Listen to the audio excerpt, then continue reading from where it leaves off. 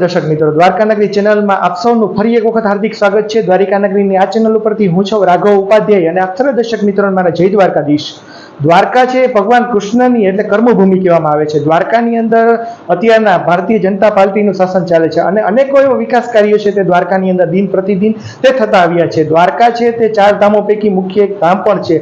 હજારો યાત્રિકો છે તે પણ દ્વારકાની મુલાકાત લેતા હોય છે અને તેમાં પણ ખાસ કરીને અનેકો વિભાગો છે તે દ્વારકાની અંદર વિવિધ રીતે કાર્યો તે કરતા હોય છે। તેમાં પણ એક મહત્વપૂર્ણ જે દ્વારકાનો પાયો કહેવાય તે દ્વારકા નગરપાલિકા અને દ્વારકા નગરપાલિકાની અંદર જ હાલની અંદર જ એક નવનિયુક્ત ચીફ ઓફિસર સાહેબ આપણી સાથે તે અશ્વિનભાઈ છે તે ગઢવી તે આપણી સાથે જોડાણા છે।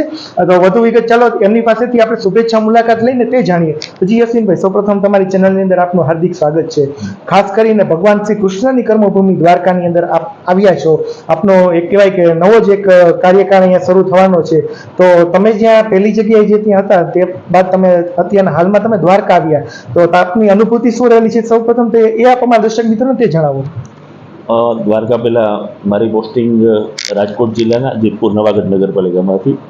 ત્યાં અંદાજે 4.5 વર્ષ જેટલા સમયગાળામાં મેં કામ કરેલું હતું અને ત્યાં ખાસ કરીને પ્રદૂષણના જે ઇસ્યુ હતા એને ઉકેલવા માટે આપણે પ્રયત્નશીલ હતા। દ્વારકા દેવભૂમિ દ્વારકા જિલ્લાનું એક ખૂબ જ પવિત્ર યાત્રાધામ છે અને આખા ગુજરાત નહીં પરંતુ ભારતભરમાંથી લાખો શ્રદ્ધાળુઓ યાત્રિકો અહીં આવતા હોય છે અને ક્યારેક ક્યારેક તો આ સંખ્યા લાખની સંખ્યામાં પહોંચી જાય। જેટલું નગર છે એનાથી પણ વધારે વસ્તી ત્યાં દર્શન કરવા આવતી હોય છે। તો પવિત્ર ભૂમિ દ્વારકામાં ઘણા બધા પડકારો છે। ખાસ કરીને રખડતા ઢોરોની સમસ્યા છે, અવારનવાર એને દૂર કરવાની છે। પાણીની જે સમસ્યા છે એને પણ દૂર કરવાના પડકાર છે આપણી સામે। અને જે ટ્રાફિક વ્યવસ્થા કે હજારો લોકો વાહનો સાથે આવતા હોય તો એમાં પોલીસ તંત્ર અને વહીવટી તંત્ર સાથે રહી અને આ તમામ સમસ્યાનો આપણે ઉકેલ લાવવા માટે પ્રયત્નશીલ છીએ અને પ્રભુ દ્વારકાધીશ પાસે પ્રાર્થના કે અમને એવી શક્તિ આપે કે આ સમસ્યાનો આપણે સારી રીતે ઉકેલ લાવી શકીએ। અશ્વિનભાઈ, હજી હું આપની પાસે ખાસ એ પણ જાણવા માંગીશ કે જે દ્વારકાની અંદર આપણે જે સમસ્યાઓ છે તે જણાવી તે આપને ધ્યાને છે અને અનેક એવા વિકાસ કાર્યો છે તે પણ ભારતીય જનતા પાર્ટી દ્વારા કરવામાં આવતા હોય છે। ધારાસભ્યશ્રીનો પણ સારો એવો સહકાર છે તે પણ મળેલો છે। ખાસ કરીને જે દ્વારકાની પબ્લિક આપને નિહાળી રહી છે, તો આપનો સંદેશ અમારી ચેનલ દ્વારા દ્વારકાની જનતાને શું રહેશે તે પણ આપ જણાવો।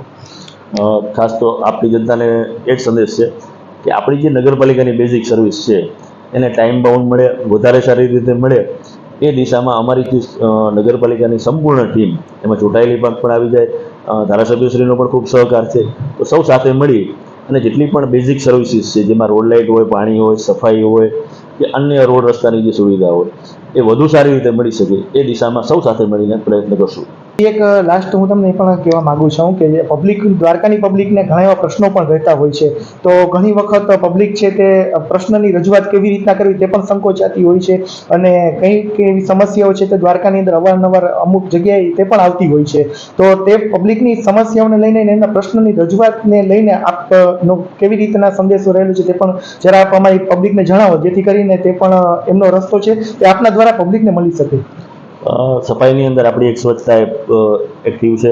સ્વચ્છતા એપની અંદર ફરિયાદ કરીએ એટલે આપણી જે આખી ટીમ છે એની અંદર મેસેજ જતો હોય છે અને એ સ્વચ્છતા એપના માધ્યમથી સફાઈનું કાર્ય થાય છે। નગરપાલિકાના જે આપણા તમામ વોર્ડમાં આપણા કાઉન્સિલર મિત્રો છે તેઓ પણ એક્ટિવ છે અને એ તમામ મિત્રો નગરપાલિકાના કામ કરવા માટે સદાય તત્પર હોય છે અને હું પણ અહીંયા ઓફિસમાં સદાય હાજર જ હોઉં છું। તો કોઈ પણ નાગરિક મારી પાસે સીધી રજૂઆત પણ કરવા આવી શકે છે। તો ખૂબ ખૂબ ધન્યવાદ અમારી સાથે જોડાણા અને જે વિશેષ માહિતી છે તે અમારી આ ચેનલના માધ્યમથી લોકોને તે જણાવવા બદલ। તો ખાસ કરીને દ્વારકાની અંદર દ્વારકા નગરપાલિકામાં નવનિયુક્ત ચીફ ઓફિસર શ્રી અશ્વિનભાઈ ગઢવીની આપણે મુલાકાત લીધી અને તેમના દ્વારા દ્વારકાને આવતા યાત્રિકોને અને દ્વારકાવાસીઓને ખાસ સંદેશ આપવામાં આવ્યો કે આવનારા સમયની અંદર વિકાસ કાર્યો છે તે વધુ વેગવંતા બનશે અને લોકોને સારી એવી સુવિધા એ નગરપાલિકા દ્વારા અને સરકારશ્રી દ્વારા આપવામાં આવશે તેવી એમને ખાતરી તે આપેલી છે। તો આપ અમારી સાથે આવી જ રીતના જોડાયેલા રહેજો। ટૂંક સમયની અંદર ફરી એક વખત નવા કવરેજની સાથે અમે આપની સમક્ષ ઉપસ્થિત થઈશું। ત્યાર સુધી રાઘવ ઉપાધ્યાય આપ સર્વ દર્શક મિત્રોને જય દ્વારકાધીશ।